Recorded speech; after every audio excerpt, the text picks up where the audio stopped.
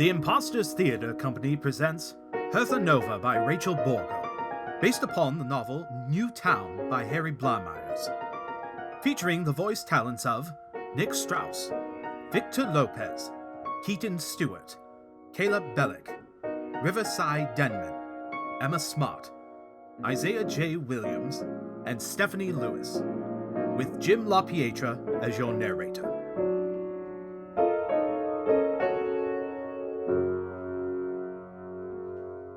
Act 1, Scene 1. How Bernard Dayman came to Old Hertham, and how an old friend received him. At Rise, a vague expanse, early morning. The echoey whistle of a heart monitor methodically coming to rest. Forever. Bernard steps onto the street with purpose. He is sharply dressed, wearing a tweed jacket and a fine pair of shoes. He appears confused with his surroundings, but not overly so. His frustration is perfunctory. It's as if he is stuck in a dream where he can't seem to surpass his particular spot. Is he late? Or just in the wrong place entirely? In dubio abstine. Bernard feels his pockets. Empty. He checks his watch. Dead. When he lifts the watch to his ear to check for a pulse, he notices a long tube strung from his wrist. The tube is tapped into one of his veins, winding down his body and away into the dark. When he tugs on the tube, it becomes taut. It pulls back, a brief tug of war. He rips the lifeline away with a pain sound, and it whips away into the black like a snake. The moment of disconnect is like the switch of a light flashing on. When he turns, he is faced with Dr. Fisher's office. There is a church-like atmosphere in the little cove. It's a somewhat elaborate structure, part hutch, part clerk's desk, part library nook. For the first time in a long time, Bernard doesn't recognize the names of the books lining its shelves. Polished oak with elegant carvings may remind one of the antique fineries often furnishing a funeral home. On the desk rests a banker's box filled with thin folios. Everything is in order. A golden call bell catches his eye. He laughs humorlessly at it, sensing his cue but refusing the roll. When he can't bear the silence any longer, he presses it ever so softly. A shockingly loud buzzer tones.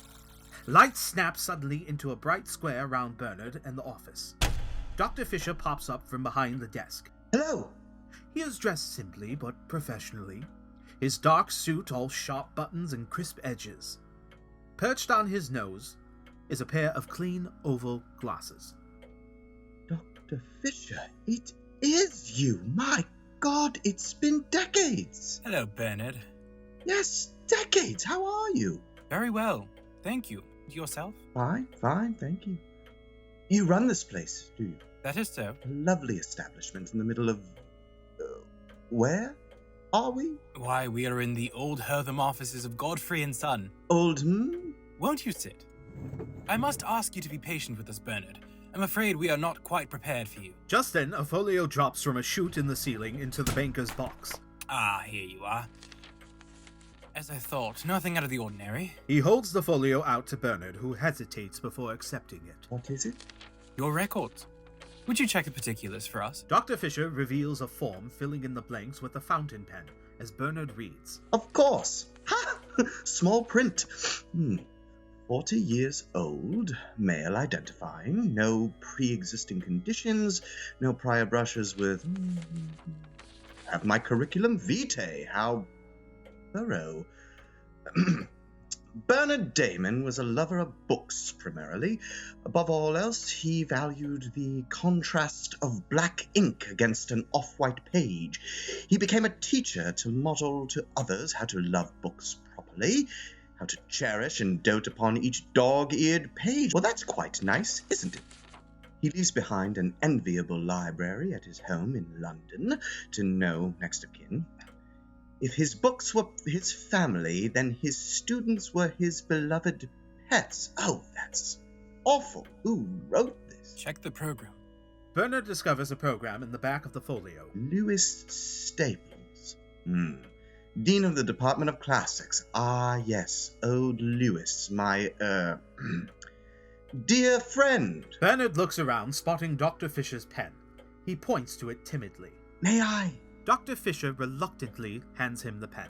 If his books were his compass, then his students were his necessary baggage. That's worse, isn't it? His beloved traveling companions, better. Certainly, Bernard would be very grateful to any student here today celebrating the life of their dear professor. If you are a student of Bernard's and would like to say a few words, please step forward. Can't help but wonder who did. Bernard returns folio and pen to Dr. Fisher. Many, I'm sure. Proper clerk you are. And what of your medical practice? Age is gone. This is my practice now, the business of houses and properties. Real estate, is it? From peddling medicine to houses. How odd. Are you Mr. Fisher now? You can call me whatever you'd like, Bernard. Then I'll stick with Doctor. Very well. Is each of your properties as nice as this? Dr. Fisher stands with palms open in a vaguely ceremonial pose, as if he is conducting a solemn church service. You seek a home? What are you offering? Dr. Fisher retrieves an encyclopedia, engraved New Town on its spine. He turns the pages, not dwelling too much on any one property. Bernard realizes his cue to participate and stands awkwardly before the text. Options galore. I don't see any prices. What kind of money are we talking here? Oh, I seem to have misplaced my... Not a worry. We do not use currency in Old Hertham. Where again? Old Hertham. You'll be looking for a home in the new town, however. Old and new. Easy enough. Oh, Bernard, I'm afraid it isn't easy at all. Meanwhile, you'll be staying hereabouts until the proper paperwork is filed and your application is approved and you acquire a house in the new town. You'll have to. Have to? Maybe I'll just plant roots in old... Hertham. And no, my friend, the whole region is scheduled as a clearance area. Condemned? Under the regional clearance scheme, the old town has no future. Right. And the new town? Is the future. You'll want to get your name down on the waiting list. It's quite lengthy. Right away then. May I borrow a... Dr. Fisher slams a hefty volume upon the desk. The inscription states A to C. Remind me of your last name. Dayman. Dr. Fisher replaces A to C with an even heftier volume entitled D to F. Oh my. You'll submit a formal application first. It's important to read the fine print. 3 references are necessary, each already approved and qualified for properties in the new town, as ascertained by their status on the waiting list. Right. I'm a little lost, I must admit. Dr. Fisher produces a remote in his hand. The lights lower and a small projection shines on the wall. Bernard, ever the good student as he was a teacher, turns to observe. To achieve a presence on the waiting list and subsequently achieve a presence in the new town, one must prove an excellent reputation, corroborated by others. During your time here in Old Hertham, you will meet such people who will offer fair judgments on the quality of your character. References can be found in your friends, your family, and your neighbors. Even a casual acquaintance may become your reference as long as they know something of you. The only stipulation is that your references must also be on the waiting list themselves. And how did the waiting list start then? I mean, the first person who got on the list couldn't have had legitimate references, unless 2 people corroborated each other, which seems a tad rigid, don't you think? And I could very well find something to... Dr. Fisher clicks. Meanwhile, it is important to acquaint yourself with the locale. The Great Earthfell separates the old town from the new. It is from this wide rift that all fissures, sublimation, and earthquakes originate. Suspended from one side to the other is a feat of engineering genius. This bridge, known after its donor and designer as the Christopher Godfrey Memorial Bridge, remains the only route for travel between the two. Unauthorized use of the bridge is not permitted without the company of an agent. To conclude, Godfrey & Son is a family company long established in real estate, specializing in properties in the new town. Sir Alf Godfrey, founder of Old Hertham, made it a personal mission to ensure that the best new town housing be made available to Old Town residents. You'll have to excuse me. I'm due to welcome another prospective dweller. It's important to be inviting. Newcomers need encouragement. Why didn't I get such a greeting? I'm afraid you were somewhat unexpected, Bernard. Here, before you go. Dr. Fisher offers Bernard a small black card with an outstretched hand. R.I.P. Resident Inhabitant Permit for your temporary lodgings. Goodbye, Bernard. Visit anytime. As Bernard tries to read the fine print, his surroundings change. The square confines of the room dissolve. Dr. Fisher and his office disappear as they were never there at all.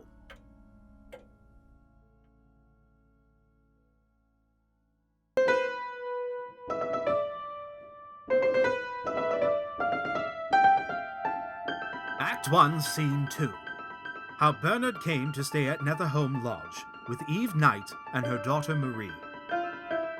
Bernard returns to the street with no more answers than he had upon arrival. Well then. Bernard attempts to shake off his confusion and frustration as a dog might shake off water.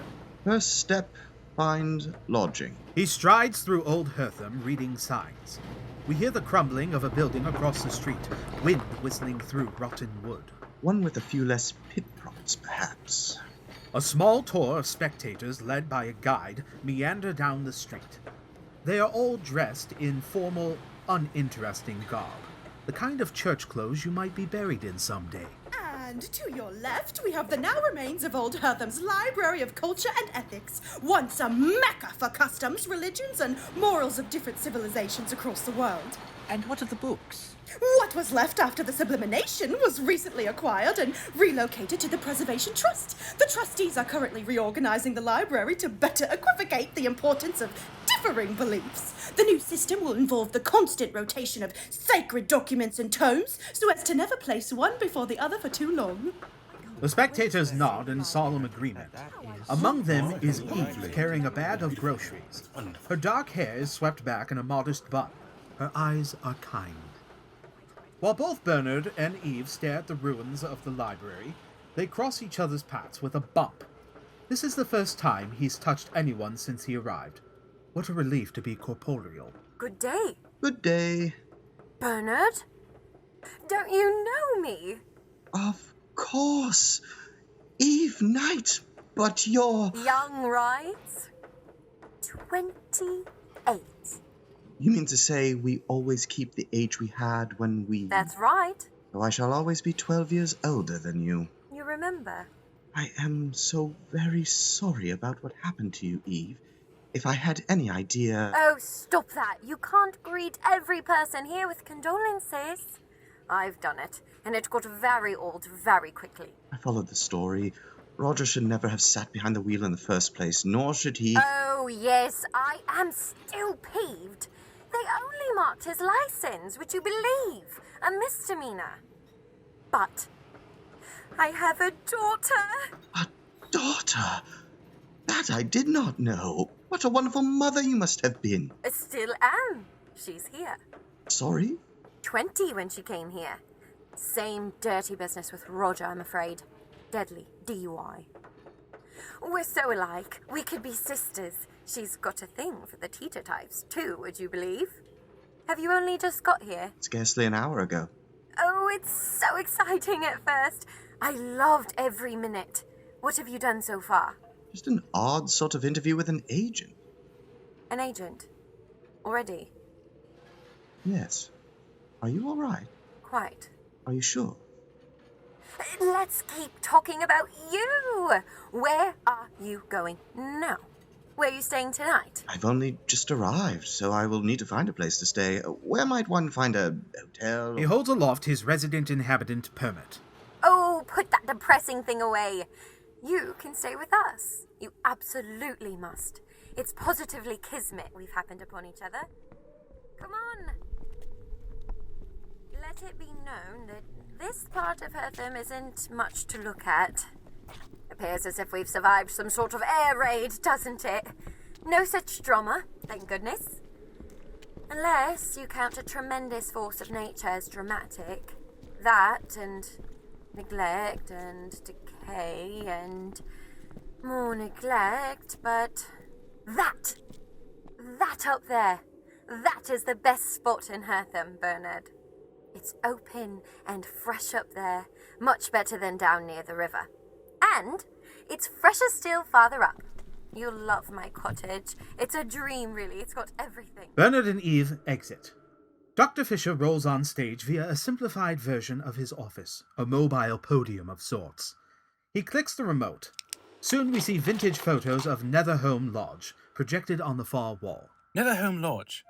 Panelled walls and ceilings, deep-set windows, and polished slate fireplaces in a rich sea green. Not to mention the excellent view of the open country and far mountains, rated highly by the Preservation Trust. Netherhome Lodge. Condemned. Dr. Fisher rolls away. Bernard meanders through Netherhome Lodge, taking it all in, enjoying how the sun streams through the windows. Eve enters with a tray of sandwiches. What do you think? It's divine, Eve. Oh, I knew you'd love it. Won't you stay with us? Home. Oh, that's her. Back for lunch. You won't believe it when you see her. Marie is me all over again. Would you like a sarnie? Marie enters wearing a light jacket. Bernard cannot help but stare. She looks like how he remembers Eve, except Marie's hair is cut short around the ears. Marie holds Bernard's eye contact, unfazed. Hello, Marie Knight. Bernard Dayman. A pleasure. Don't you think she's like me? If only I had some old photographs, then you'd really agree she's exactly like I was at that age. You ought to know. Marie, Bernard and I spent much of our youths together. Photographs won't be necessary. I knew it, you overcome. Couldn't you just fall in love with her, Bernard? Everybody does. Everybody? I've made ham and cheese sarnies, just how you like them. Do you remember our trips to Old Biggin Hill? What were we? 16? Oh, my father was so angry with me for going out with you that day. He must have felt like he was losing me. And then, after all that, he didn't lose me, did he? Not to you, anyway. No, not to me. Hear how calmly he says it. He's kept his charm, hasn't he?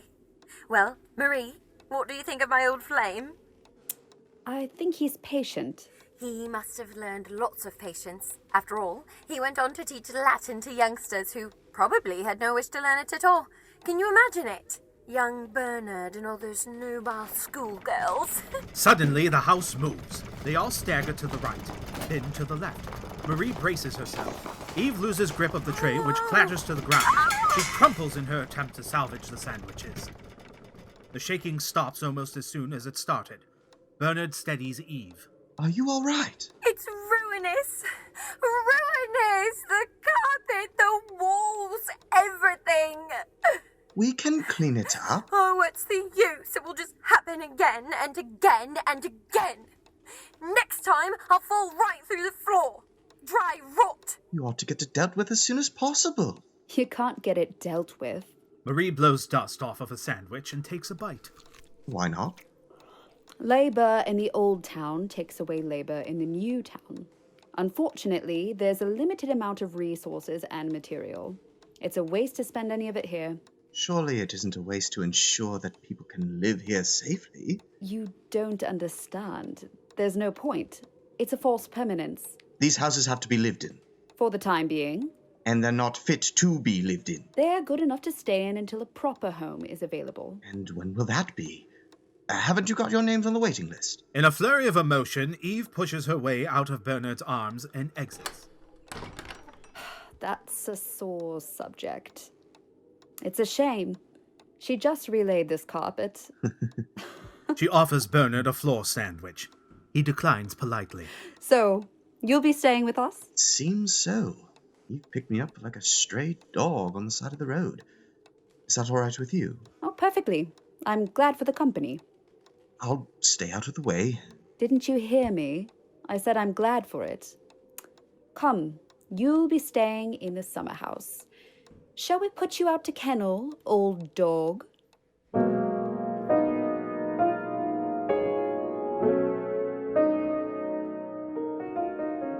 Act 1, Scene 3. How Eve and Bernard remembered their romance, and how Marie encountered a figure from her past. Dr. Fisher rolls on stage yet again, exposition at the ready. The projection on the wall shows vintage photos of a beautiful summer house. The adjoining summer house. A delightful two-story building, the bottom a modest shelter from warmer weather, the upper a spare bedroom with French doors leading to the balcony, overlooking the garden. Italiante. Sunny. Condemned. Dr. Fisher rolls away. Bernard wakes from a deep slumber, drowsy. He enjoys the warmth of the early morning sun seeping through the window. There is a knockety-knock-knock at his door. May I? I've brought a cuppa. Bernard rouses himself reluctantly. Eve delivers a cup of tea to his bedside, which he sips politely. Eve steps into the sunlight, stretching her arms. Heavenly! Bernard jumps at the shout, nearly spilling his tea. How did you sleep? You've been sequestered away since yesterday afternoon. Oh, what time is it? 8:30 in the morning. Surely you woke up earlier during your teaching days. Seems I'm very tired. I used to think about you as a teacher so often. What kind of teacher is he? The sweet kind or the stern kind? Are all of his students just falling in love with him? Oh, Bernard, it's so wonderful that we're together again. It's quite a surprise. A lovely surprise. Do you remember when we visited Eden Fall, Bernard? Young Eve appears as a glowing relic of the past. She wears a sundress with a bold leaf pattern. Bernard joins her, hypnotized by the memory. We escaped from the others, down the bank and through the trees. Bernard and young Eve hold hands, overlooking the falls. The sparkling water reflects on their youthful smiles. Do you remember what you said to me? Forever. Young Eve kisses him lightly on the lips. Bernard savors the moment.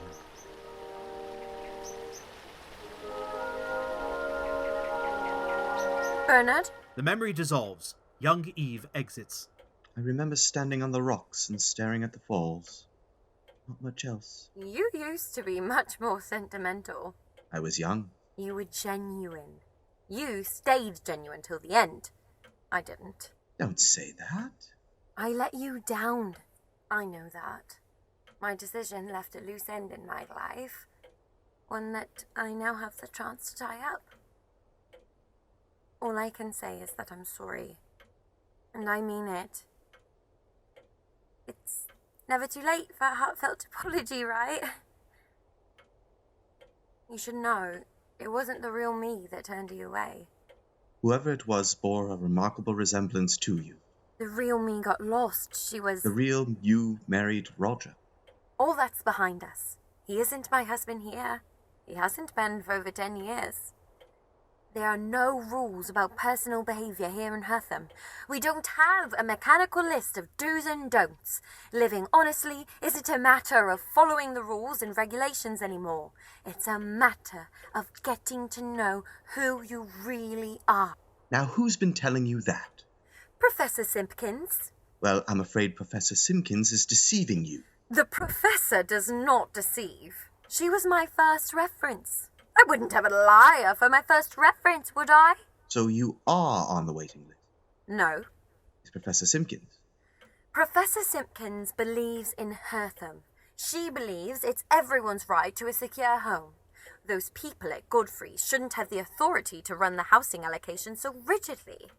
She challenged the agents and they shut her out.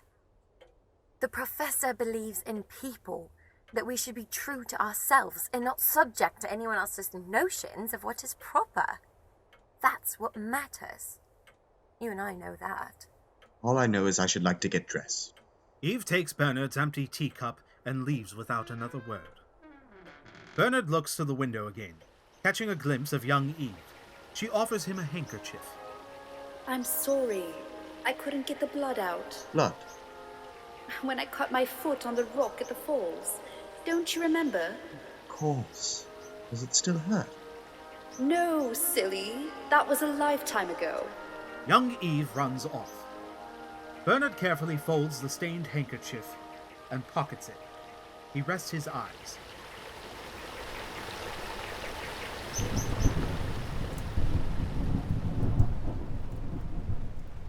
A gathering of old Herthamers wait beneath umbrellas at what appears to be a bus stop. One Old Herthamer reads a brochure from the new town. Another peers over his shoulder. Marie enters in a raincoat, perfectly dry under her well-kept umbrella. Shortly later, Henry hurries on stage, a picture of wanton youth with his broken umbrella. Marie looks at him out of the corner of her eye. Blasted thing. Would you like to share mine? Do you mind? Oh, not at all. I promise this isn't a line, but you seem very familiar to me. It'd be a poor one if it was. Did you go to school at the manor? I did. Part-time. Marie. I knew it. Henry. How lucky. We had some nonsense literary studies class together. You probably don't remember me. I'm sorry. Well, I sat in the back. Slept, more like. What a terrible, dull class that was, no? The man was one to ramble, to be sure. On and on and on. I wouldn't be surprised if the missus murdered the bloke one day over tea, mid-monologue. The presence of Fitzgerald on the page differs tremendously from that of Hemingway by the way he constructs his description.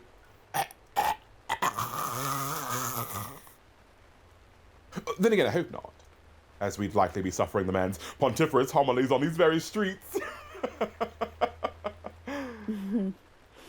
He did quite like the sound of his own voice. Indeed. I have to ask, what marks did you end with? I can't recall, honest.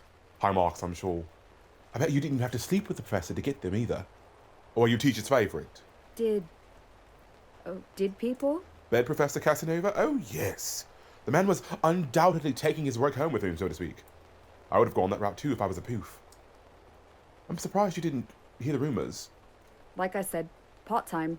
Ah. I wouldn't blame you if... Pity the bus is late. I really ought to be going. In this downpour? Nature's baptism. Would you like to keep the umbrella? I couldn't. I insist.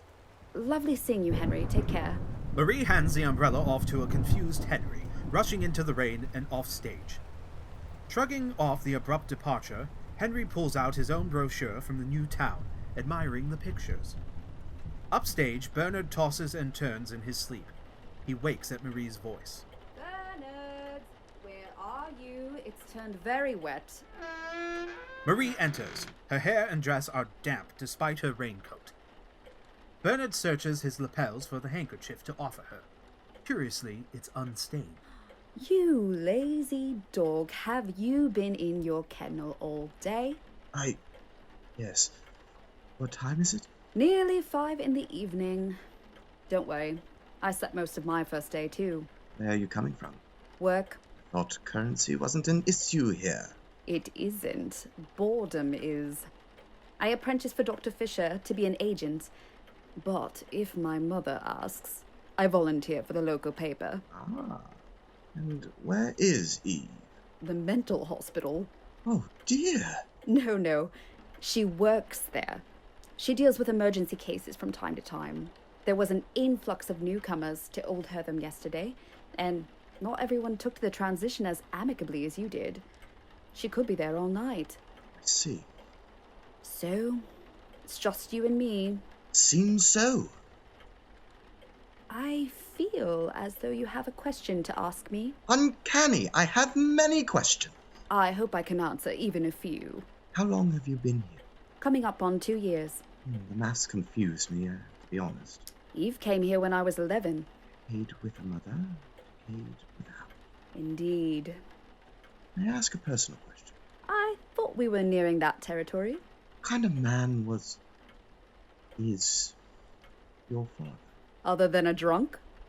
Roger is ambitious, charismatic, selfish. The kind of man you root for, but are left disappointed at the finish line because he's quit the race and left for the pub. I thought as much. May I ask you a personal question? You may. Why do you ask about him? Ah. Is that personal? A morbid curiosity, I suppose. Very well then. Are you through resting? Yes, wide awake. Excellent. I've good news to share. Perhaps over dinner? Are you hungry? Positively famished. Dr. Fisher rolls on stage. The table is set while he speaks. To be an eligible candidate for new housing, one must acquire 3 references by accredited individuals already on the waiting list. Without these references, there is no entry to the new town. These are the strict rules. Dr. Fisher rolls off stage. Lights up on Bernard and Marie, lounging around the table, finishing their meal. Bernard holds a small parchment up in the faint lamplight. This is to certify that, to my best judgment, Marie Knight is a fit person to be enrolled in the waiting list for residence in the new town. You're sure this is valid? Yes. Joanna Abbott is my last reference. When I was a child, she was my school crossing guard. Now she works at the gate as an acclimator. Acclimate. How to explain? Say you were to get all your references, be approved, and move to the new town. Joanna would help you get used to your new life in the neighborhood, finding your relatives, your friends. Godfrey and Son have ensured that no one is ever truly alone during the transition. I hadn't thought about that. You might already be there. Really? What about your wife? Or is she still... Never married. Must your references be someone you know intimately, or rather, who knows you? Not necessarily. Truth be told, I was lucky to find Joanna. I discovered her whereabouts through my work. With Dr. Fisher? The very one. Well, you are lucky then. Strange to think I've been unlucky in turn, considering I've lost so few people in my time. Meaningful losses, I mean. I can't think of a single person who might be here. And those who might, well, I doubt they'd vouch for me. There I was lucky. Here, terribly unso. It does sometimes feel as though everything is backwards here. Time itself, even. He stares unabashedly at Marie, who diverts her gaze. What's next? There will be a hearing. Anyone who objects to my inclusion on the list has the opportunity to speak. If my addition is postponed, it can take quite a long time. Oh, bish, who could object? It might be very quick. Too quick. I need my guide. Otherwise I'm left wandering the streets, waiting for another good Samaritan and her wise daughter to take in a withering old man. You know, age doesn't matter here. Does it matter to you? How do you mean? Holy smoke! Too wet for smoke. She reaches into her pocket and returns to him his handkerchief. He dabs his face and hair. What happened? A slate must have slipped. Well, half a dozen. The nails are rusted. Will they go on slipping? One by one, dozen by dozen. Delightful. It has a funny side. Ah, yes, I'm positively rocking with laughter. Oh, and here I thought you were just shaking the water out of your ears. That too. Will someone come and repair it? No, the assessors will tell us the rot is too widespread. It's better to start again, build from the ground up. Meanwhile, we play our part in this slapstick farce? Floor collapsing beneath us, water falling on top of us?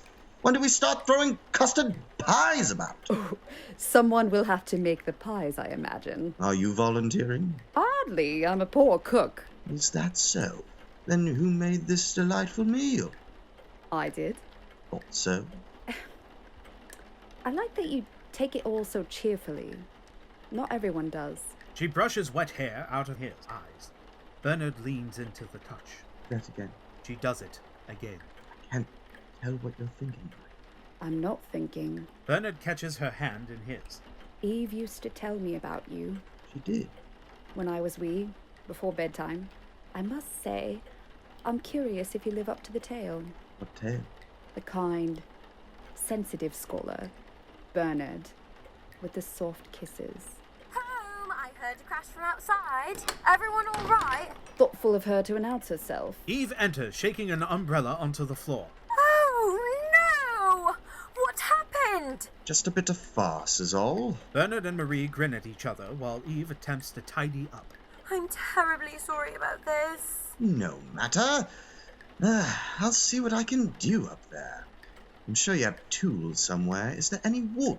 It's in the garden shed, but it's really a job for a It's handyman. the least I can do. Bernard! The rain! Oh! But Bernard has already exited. Marie sits quietly at the table. How was your day, darling? Fine. Yours? Oh, you know, always a bit of a madhouse. It's difficult work, but I don't mind it. They took very good care of your mother after all those years at the clinic. Through thick and thin, as they say. It's only right to take very good care of the new crowd. Didn't you take the bus home, girl? You're all wet. I walked. In the rain? The rain. I understand. You know, it took me a whole year before I could set foot in an automobile again. And worse for you to associate rainy nights with such a violent, awful experience. It's just Bernard asked about Roger. About your father? I wonder why. I was wondering the very same. Perhaps he was curious how one trades a gentleman for a drunk. Dr. Fisher wheels his way on stage, flipping absent-mindedly through one of the waiting list volumes. Marie jumps up and hands him her letter of recommendation as he passes by. She watches him roll away with her last hope hanging limply in his hand. She runs off opposite. Blackout. End of act. Act 2, Scene 1. How Bernard met a conservationist and how he attended a meeting of the Preservation Trust. Bernard lugs a small ladder on stage, positioning it in the center of the space. A small beam of moonlight shines down, the hole in the roof. Rain still trickles through in a steady stream. Across his waist is a tool belt with an assortment of fix-its. A hammer, a screwdriver, some nails. With a small slab of wood tucked under his shoulder, he carefully makes his way up the ladder, one rung at a time. Wind whistles through the fissure, echoing like a heart monitor, coming to rest. Bernard climbs the rest of the way to the top. He fumbles with his hammer and nails, uncertain of which hand to hold which. He fusses with the hole, seemingly making it much, much worse. Len Bollinge enters, a thin man with a face like a kindly fish. He observes the hole in the roof. All the while, Bernard is unaware of his presence. Wicked. Bloody hell! Utterly scandalous how far they've let this go. I positively weep for Eve. And you are... Len holds out his hand for a handshake, but his eyes remain locked on the patchwork job. Len Bollinge, Secretary of the Hertham Preservation Trust. We're up against a bureaucratic machine that's quite ruthless. Anyone who values what is beautiful must realize that a cottage like this is something to be cherished. Bernard climbs down the ladder. He shakes Len's limp hand. I'm Bernard. The let it rot policy is sheer vandalism. It is frustrating. Do not be discouraged. Our organization exists to strive by every means in its power to oppose the policies that allow for this. When we have our way, you won't need to fix your own roof. Builders and surveyors will point their eyes back towards Hertham, and our home will once again be prioritized. You live here in the lodge too? No, I speak of the greater home that is Hertham. I'm only a friend of Eve. As am I. How are you acquainted? She attends our nightly meetings. I've come to serve as her personal escort. I was unaware that she already had one. Me? No, I wasn't planning on going anywhere. Why are they not? Trust meetings are the only thing that give us Herthamers hope. You're not too keen on the new town, I take. The new town has its place, but the old town is ours. The new town is way over there, and we're right here. That waiting list grows each and every day to a truly phenomenal length. They'll never catch up with the tremendous backlog of deserving applicants. But never worry, they say. Keep applying, they say. You know what I say? It simply isn't right to trade on hopes as they do. And meanwhile, homes like these crumble to dust. I'm not sure if I'd want to use limited labor to prop up a building like this one. Hard to tell if it's really worth it. You can't measure the value of a home like this in terms of crude structural stability. Well, you have to if you're a builder or a surveyor. Not if you have a heart. He gestures above. I'm obviously not a builder or surveyor. The meeting is open to anyone tonight. Professor Simpkins is speaking. If anyone's to win you over, it'll be her. The same Professor Simpkins who tricked Eve and gave her a false referral? That referral should never have been false. Len!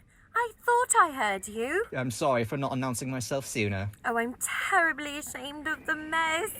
What an evening we've had. Quite all right. I was just meeting the new man of the house. Will you come along with us? Bernard? Oh, you could call shotgun. I don't know. Will Marie be joining? She's decidedly not interested. I couldn't bear it. Inherited my dramatics, you see. She clings to other hopes. Please come.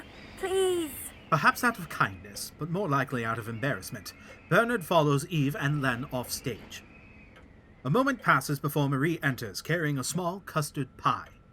She's not surprised to be alone, only disappointed. She stands at the base of the ladder, looking up, careful as to not get wet. With one finger, she defiles the perfect shape of the pie, drawing it to her mouth.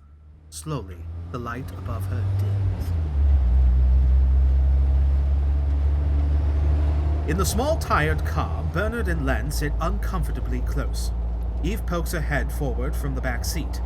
Len is a very cautious driver, avoiding potholes and cracks in the earth with a vigor that sends his passengers reeling. Faintly on the car's radio plays an angry criticism of the Godfreys. The Godfreys are the biggest sharks in the market. Their whole record is against them. Veiled in secrets.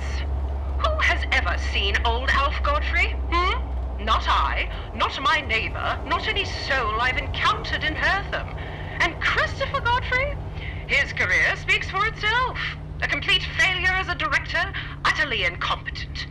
The Godfrey bequest is nothing but an advertising gimmick. And the will? The will. Bogus, false, concocted by accomplices that tried to build him up as a miracle monger. You know, sharpen his image, ignoring the blatant discrepancies in their respective accounts. You know what little Topher and old man Alf are? A political menace.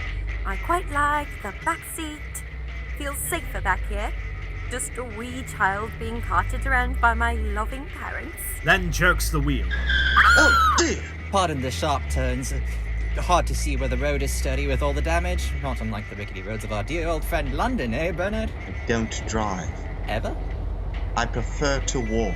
Oh, Well, we're terribly grateful for the ride, Len. or else make you walk? Never.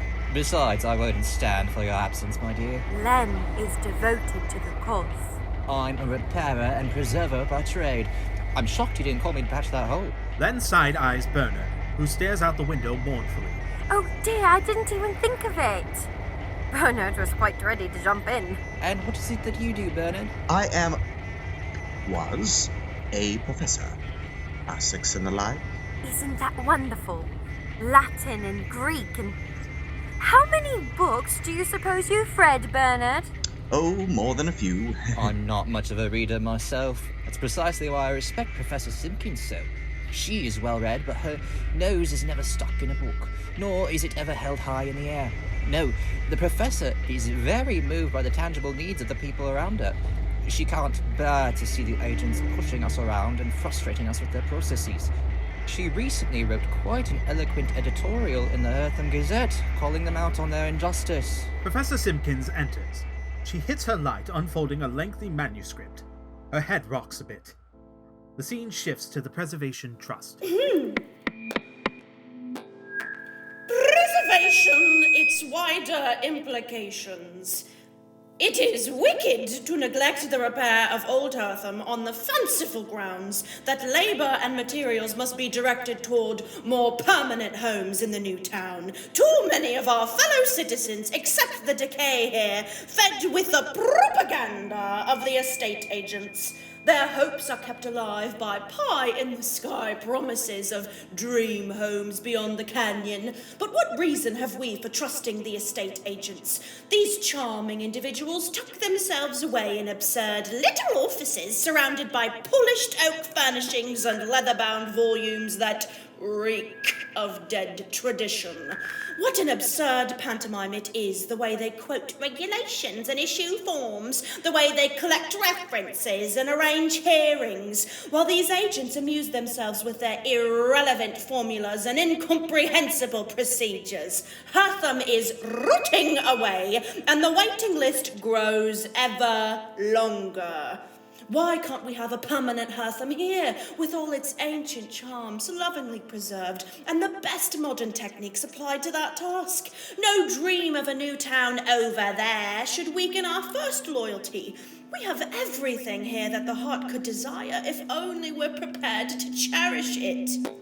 Meanwhile, an audience of Old Herthamers gathers, including Len, Eve, and Bernard. 2 Herthamers pass out programs. And did those homes in ancient time shelter from rain and wind and storm? And was Old Hertham crafted here to keep its people dry and warm? And did the authorities malign finance repairs to wall and roof, paying craftsmen double time to keep the homesteads waterproof? And have we now betrayed the trust of founding fathers, mothers too, by letting damp and rot and rust invade the fabric? Mother view, bring me my book, How to Restore Period Tones of Every Age. Give me the men or crowds enrolled to save our precious heritage. I will not cease from mental flight in publishing our point of view, till we've restored our dwellings here and made Old Hertham new. Eve squeezes Bernard's hand. I'm so glad you came. I ask all members of the Preservation Trust to urge their fellow citizens, look realistically at the world in which we live. Remember that we can only deplore the attitude of those who strut about calling themselves waiters. They go around with grins on their faces just because they've been enrolled. Their complacency is laughable, their smugness repellent. They seem to think that collapsing roofs and rotting floors are nothing more than a joke. The real day-to-day practical problems we seem to face mean nothing to them. Mention these matters, and the waiters start chattering vulgarly about dream houses. It is this escapist mentality that stands in the way of concerted action against Newtown propaganda. We must focus people's minds on the here and now, the buildings about us and the ground beneath our feet. On this ground we stand, here in Old Hertham. It is here that we must preserve, rebuild, and find our true security. In the dust we trust. In the dust we trust. The Old Herthamers applaud as Professor Simpkins leaves her light. The meeting dissolves into a tea and biscuits mingling. One Herthamer pushes a small cart of refreshments around. Didn't you find the professor inspiring, Bernard?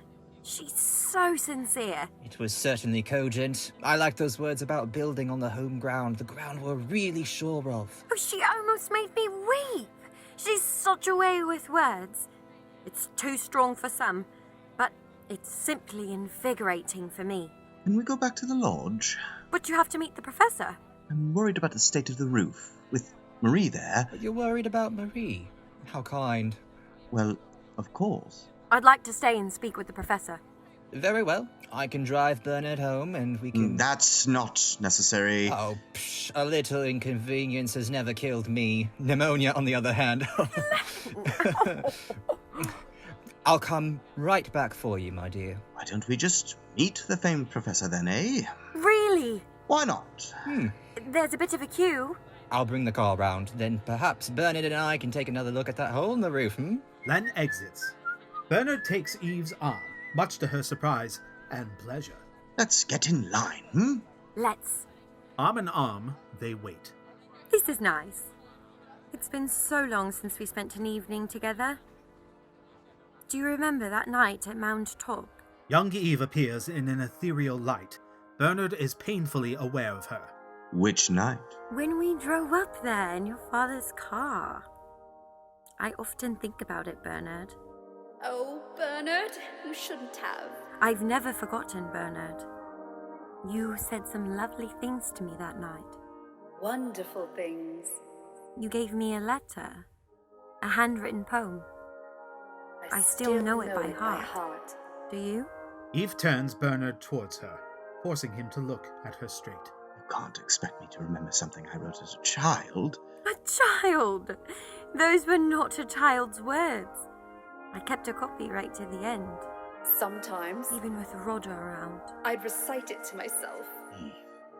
What better sweet eternity could be than of a moment's pleasure hand in hand? With her so close, her voice a symphony. Forbidden fruit, my Eve, my love unfanned. Bernard kisses Eve hard on the mouth. She melts against him. A sudden rumble. The electricity in the room flickers. Bernard attempts to break away, but Eve keeps him locked against her.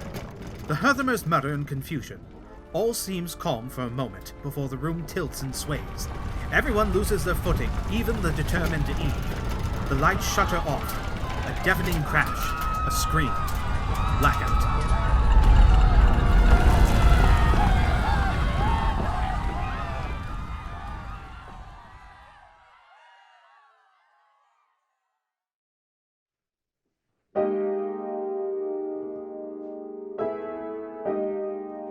Act 2, Scene 2.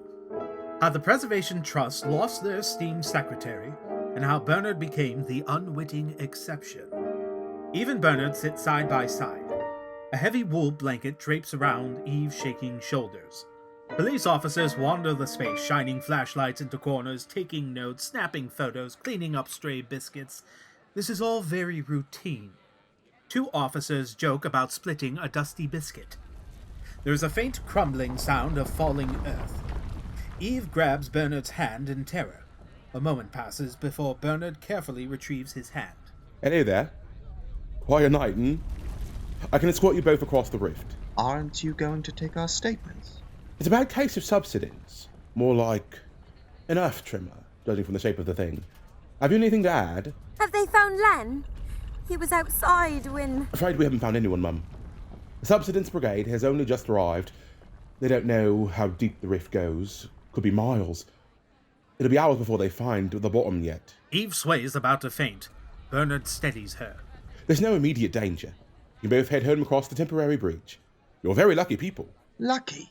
Better luck than your friend, anywho. The police officer exits. What happens What? if your time here is cut short? What happens to you? No one knows. Will he be back at the agency? Will he just start over? We're given a finite number of chances to do good in life. Turns out, it isn't much different in death. Eve turns to leave. Eve, wait. I'm sorry I kissed you. I didn't mean to. I didn't want to. I shouldn't have. Well, this is a proper tragedy, isn't it? I'm sorry. Come on now! Open up! Swallow me whole! Perhaps I should have stayed home tonight like Marie. Please don't tell her. Tell who? What? Marie. I can't change who we were to each other, nor would I dare to. But here, now, I don't want any more confusion. I don't want to cross any lines, so I ask, please, don't tell her. Whose lines are you worried about crossing, Bernard? I think I'll see myself home now. Eve staggers away. The scene shifts around Bernard, debris and police officers disappearing. Bernard walks aimlessly down the road. He has been wandering all night. The morning light is dim and cold. Dr. Fisher's office comes into focus, but the doctor himself is nowhere to be seen. Bernard rings the bell, bracing for the buzzer. This time, there is no sound. He tries again. Nothing. Just as he's about to give up, Bernard, Dr. Fisher! let's sit. they do. I must apologize if I'm wasting your time. My eternity. To be precise. I've come to see you, yet I haven't really anything to say that's worth listening to. I am used to clients. I've made rather a mess of things in my first days here. I don't seem to have made much progress. Progress? Were you expecting that? Naturally, I should like to go to the new town. Naturally. But I haven't a hope. Why not? Because of the waiting list and the selection procedures. Now, Bernard, do be rational. How can you say that you are deprived of hope for a place in the new town by the selection procedures? That is nonsensical. The waiting list exists purely and simply for the purpose of enabling acceptance to the new town. That's what it's for. Surely you do not assert that it impedes what it is precisely designed to effect. No. I don't think so. No. Then what is the problem? Me, I suppose. Ah. Have you come to ask for help? Bernard shakes his head. Don't you really want to be on the waiting list? Of course I do, but it wouldn't be any use. How do you know? Comparatively. Marie has struggled for quite some time to collect her 3 references. Only now does she have them. If it takes so long for a person of her quality to collect 3 references, how long will it take the likes of me? Now, that's a point. Damn sure I couldn't find anyone to back me up. Knowing myself as I do, it wouldn't be right to ask anyone. I can see no earthly reason why someone should recommend me for a place in the new town. Simply haven't the basis for making a start in the search of references. I couldn't do it. This is what we call a pauper. Aha! Not a bad description. Yes, a self-professed pauper. Now, let me see. Dr. Fisher pulls out a black leather volume which reads, Book of Common Law. Where is Peterson and Rockcliffe? Yes, here we are. The Godfrey Bequest, Article 16, 17, Article 18. Right. Any applicant freely admitting as a fact and not lamenting as an injustice their own total lack of referential potential shall be classed as a self-professed friendless pauper, and as such shall be automatically entitled to full referential accreditation in the name of the company. Very well. Let's fill out your form now. What? Name, address, dates, the usual family particulars, nothing that need worry you. Do you have a... Dr. Fisher provides his pen. Bernard fills in the blanks. It's a wonderful thing, the Godfrey Bequest. Just wonderful. Seems rather improper. Not in the least. You had no prior knowledge of the Godfrey Bequest, correct? No master plan upon visiting me? Bernard shakes his head. Then it's all very legitimate. Christopher Godfrey left it in his extraordinary will when he moved on. He kept interesting company, down and out like yourself. He meant the bequest to directly benefit them. Dr. Fisher stamps the form. Your form of application is now complete. What's the next step? To wait.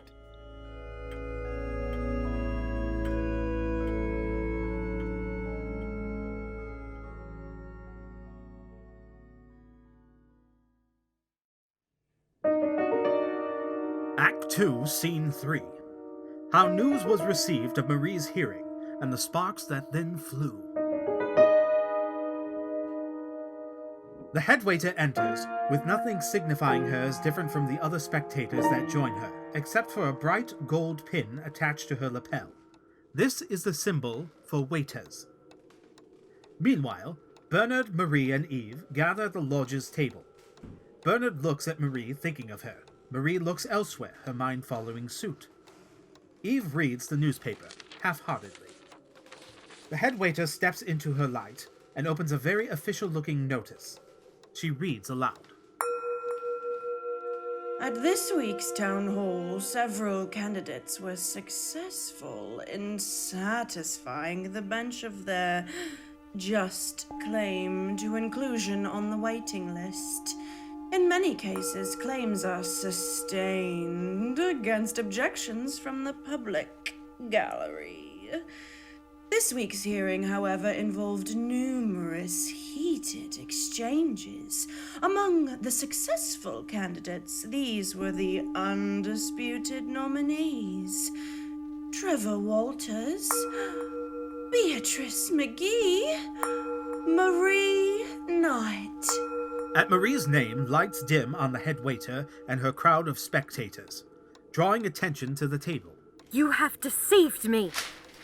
Why, Marie? Eve tosses the newspaper before her daughter. Marie scrutinizes the newspaper, seeing her name. Marie looks to Bernard. She might embrace him. Instead, she reins in her enthusiasm and stands. I've officially been nominated. Not such a long wait after all. Marie, congratulations! They share a look of celebration. The look lingers before she exits, a hop in her step. Eve stares after her. Did you know? She mentioned she was attempting to collect enough referrals. Attempting! Seems she succeeded. She never breathed a word about this. She didn't want to hurt you. I don't think she's to be blamed. She'll leave us. She'll go off on her own. She deserves what's coming to her. It looks as though she's going to get what we all want. What we all want deep down. Isn't that true, Eve? Marie's getting what she wants without any thought of us. She's happy to go her own way and leave me behind. Her own mother. Then you don't want to be left behind, Eve. You can't manipulate me, Bernard. I wouldn't leave here for anything to have a new house thrown at me. Vulgar things full of kitchen fittings and those horrible heating vents or air conditioning. Think of it. Windows that won't open. Better than windows that won't shut. The lodge is my home. I love every inch of it. But it's disintegrating. To me, it's beautiful. Another slate falls in the distance. Eve does not acknowledge it. It was once, no doubt. But not now, surrounded by pit props and patched with roofing felt. No, it's still beautiful. A beautiful house in a beautiful garden. Damn it, see things as they are, Eve. I'm sorry. I can certainly understand why Marie wants to get away from the frustrations we all have to put up with here. Whatever you feel about the lodge, you have to remember that if it's in a clearance area, it's done for. All that's fair must fade. You and I know that. Eve opens the newspaper, half reading, half muttering. You're just like Marie. You soak in everything they say. I'm sick of them. They don't understand people. They don't know how to relate and communicate. They should take people as they find them. They should start with them where they are. They should learn to be compassionate and... You really are just like Marie, aren't you? Eve exits. Bernard picks up the newspaper and reads. Lights up on the head waiter and her spectators. Among the successful candidates, these were the disputed nominees to the waiting list. Bernard Dayman. Disputed nominees will stand trial against objections raised from the public gallery at the earliest possible court date. Marie re-enters in her coat, tiptoeing across the floor. Quicker than a cat, she sneaks up to her co-conspirator. I'm going out for a bit to tell Dr. Fisher the good news, although he likely already knows. What is it? I have a chance. Marie reads the paper quickly. At the moment of revelation, she tosses it aside and kisses him. Blackout. End of ad.